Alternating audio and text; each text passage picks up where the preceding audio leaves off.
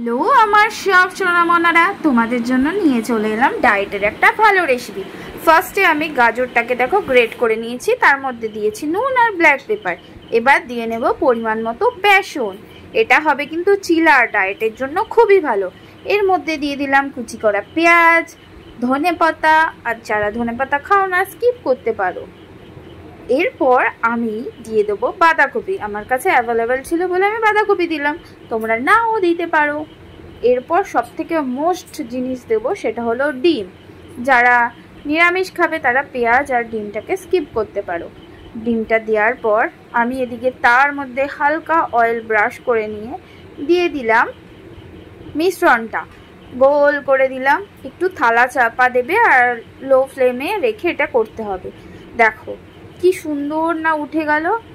এক পিঠ উল্টে দিলাম, দেখেছো কি পরিমাণে অয়েল কম। তো এরপর আমি এটা নামিয়ে নেব।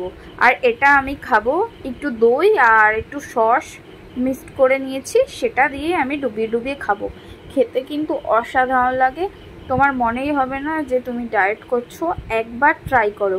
এটা জাস্ট বেসনের চিলা দেখালাম, আমি আরও চিলা নিয়ে তোমাদের সাথে হাজির হবো। এরকম ভিডিও পেতে আমাকে ফলো করো।